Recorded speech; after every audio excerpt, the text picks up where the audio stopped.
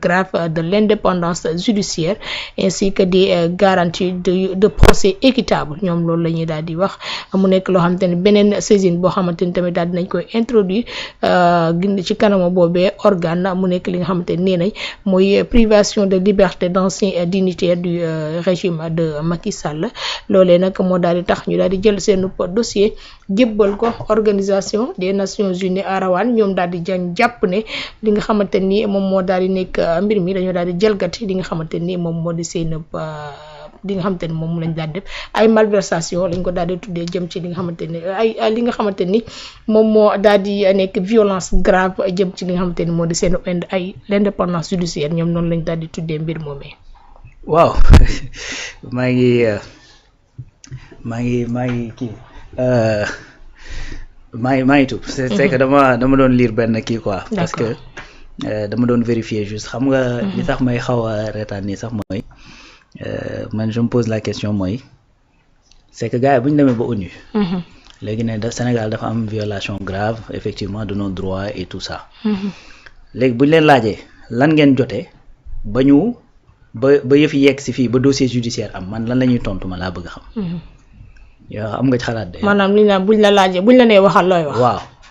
parce que man je ne pense pas xanaa buñ nee leen waxee leen. buñ ne wax moom dinañ ko def moom. waaw léegi nag bu ñu leen laajee xam nga yow mën nga ñëw ñu ne woy dafa am violation grave de nos droits nangam affaire yooyu ñu ne ok lan moo tax ñu ne woy dañuy jàpp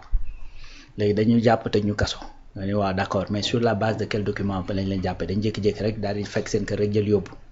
mais xanaa dinañ tontu ci loolu quand même. bien sûr xanaa dinañ ne dafa am peut-être dafa am rapport. waaw boo xamante ni ci Covid 19 bi la woon. ils sont animés de bonne foi. ah mais loolu mënuñu ko bañ a tontu parce que loolu ONU xam nañ ko rapport la. xam nga loolu ONU xam nañ ko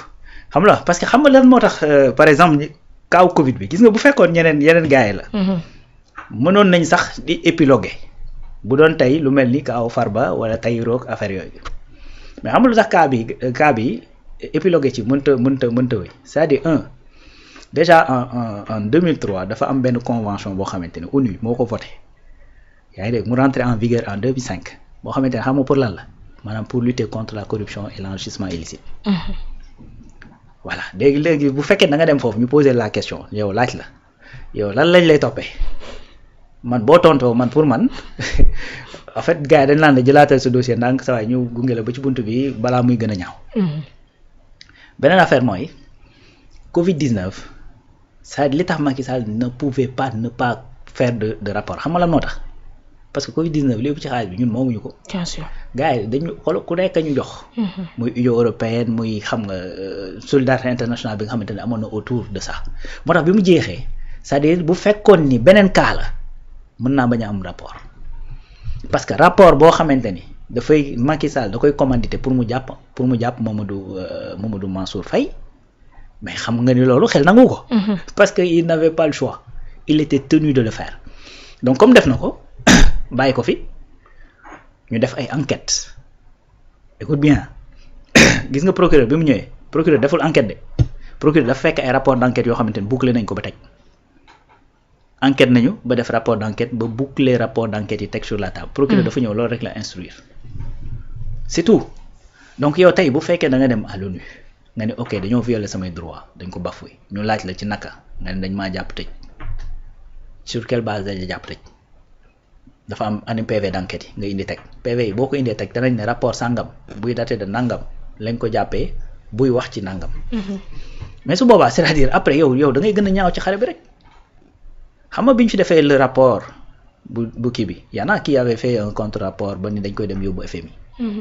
ba coow li bari woy dañuy dem FMI et cetera dinañ dem FMI gars yi jàppal nañu date dinañu recevoir c'est-à-dire c'est le directeur bi nga xamante ne moom mooy gérer FMI fii en Afrique.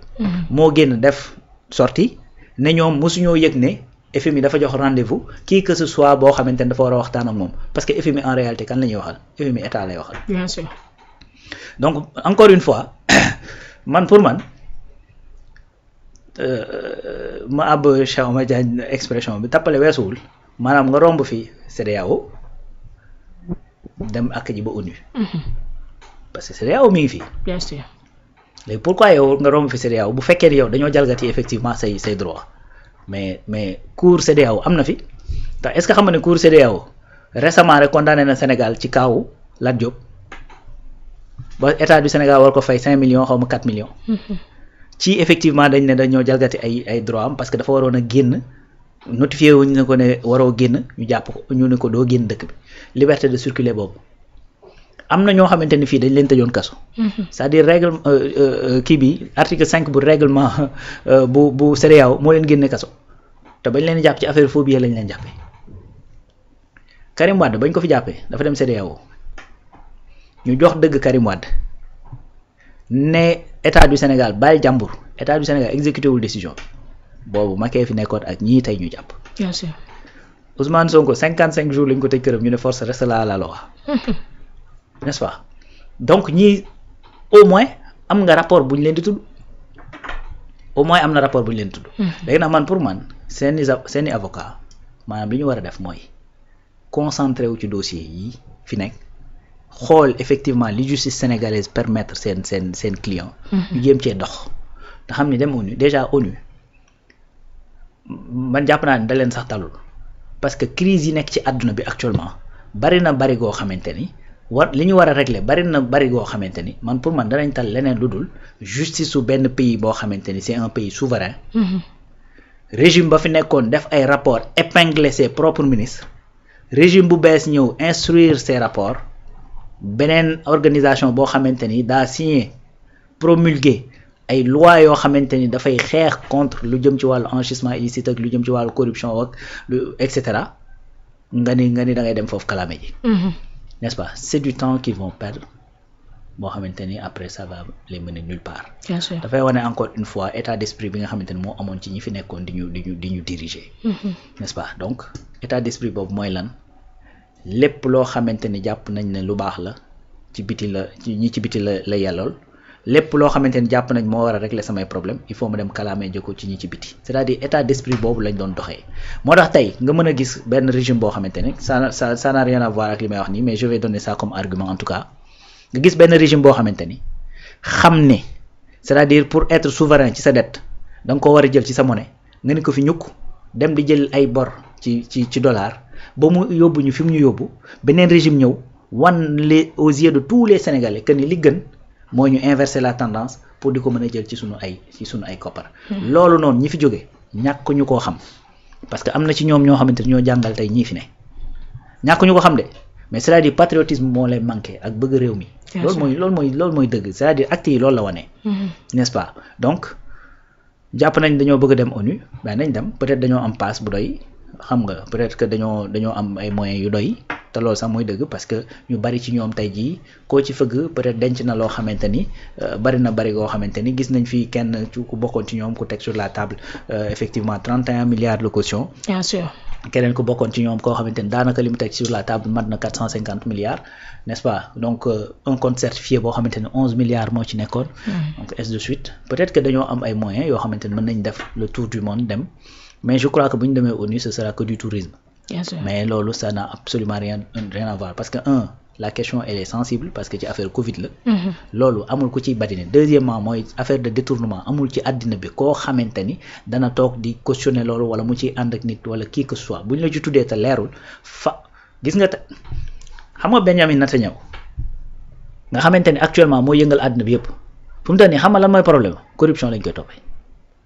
corruption te dafa nekk en fonction nekk premier ministre. bien sûr corruption lañ koy toppee vidéo bi génn bërki démb ci réseau yi gis nañ ko dafa wax ba fëgg ci table lu ne la wax corruption lañ koy toppee c'est-à-dire y a des choses yu nga xamante ne duñ ci batine. ONU ci boppam dafay génn chaque année def rapport pour wax ci àdduna bi corruption naka lay gangréner ak ci yan secteur la ñu ëpp lu ñuy dugal affaire corruption ak yu demee noonu. li ci jiitu muy BTP te bari na ñoo xamante ne dañuy tudd seen tur ci yenn yi fii ci Sénégal ñu ngi ci BTP bi.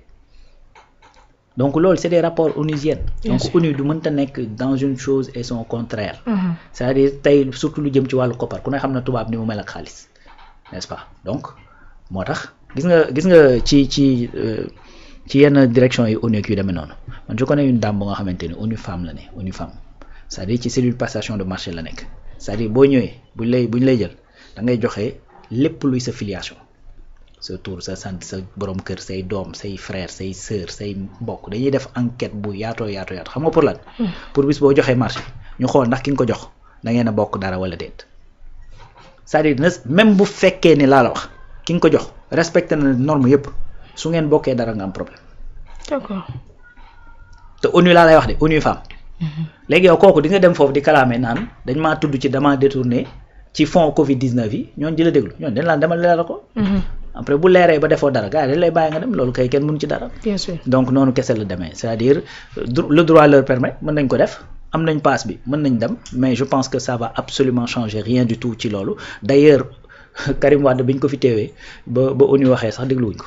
te boobu ñoom ñi ñoo fi nekkoon. bien sûr maintenant man je me dis que ni ñoom en dehors li nga xamante ni nii clamé bi ñu ne dañ koy clamé ONU ñoom waroon nañoo xool rek sur population sénégalaise bi ni ñu accueillir li nga xamante ni moo di boobee rapport taxaw bu am solo bi nga xamante ni taxaw na ci comme ni nga ko wax rek ñëpp ñoo ci daal di d'accord ne que la lumière soit faite si nga xamante ni moo di boobee dossier parce que kenn ku ci nekk jëlee nga si sa dërëm def ci ñi seen i téeméer ñi seen i nangam dajale ngir mën a subvenir ci benn situation boo xamante c'est une situation mondiale ñëpp kenn ku ci nekk ci sa bopp donc loolu rek waroon naa tax rek ñoom di jël conscience comme li nga wax taxawaat defaraat ay dossiers yoo xam te ne dañ koy défendre seen i clients que di dem di clamer ji. oui mais bon xam nga tey gis nga ñii à part nekk ministre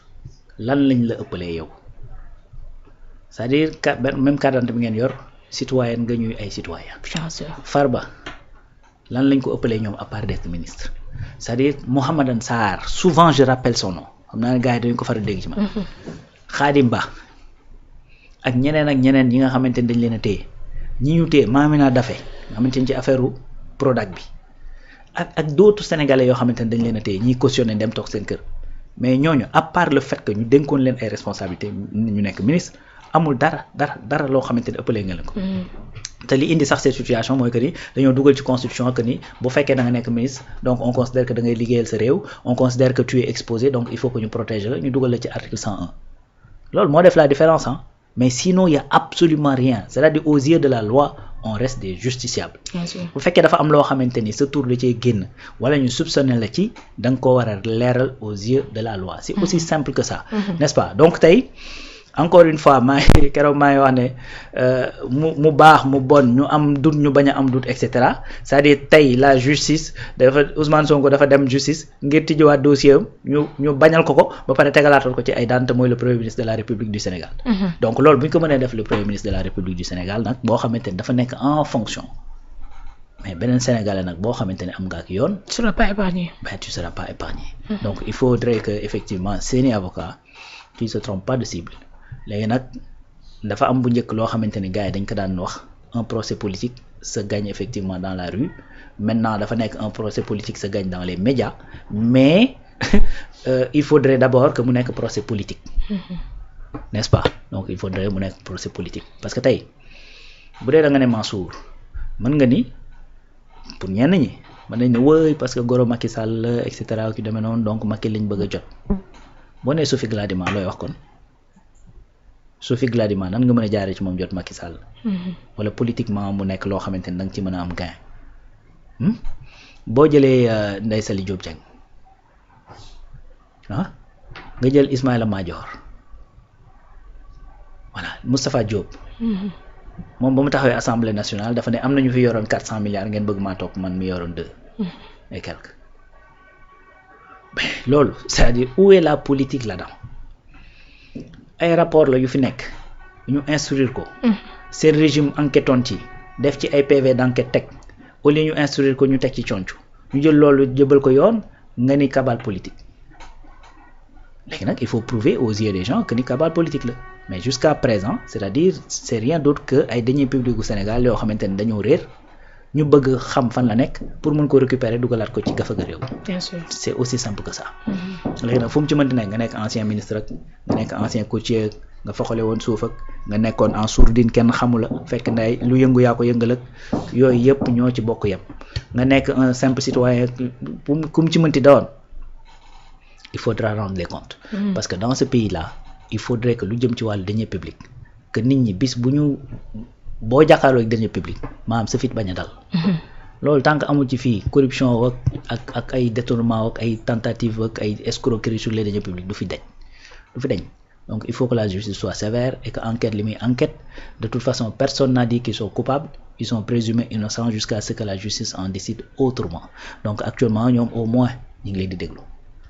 il y a d'autres Sénégalais yoo xamante ne ñu ngi ci prison bi depuis des mois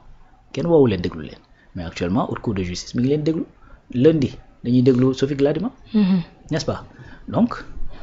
pour man bon les avocats nag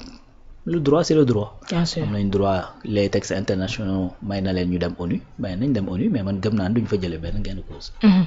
Maintenant parlant toujours de quelqu'un boo xamante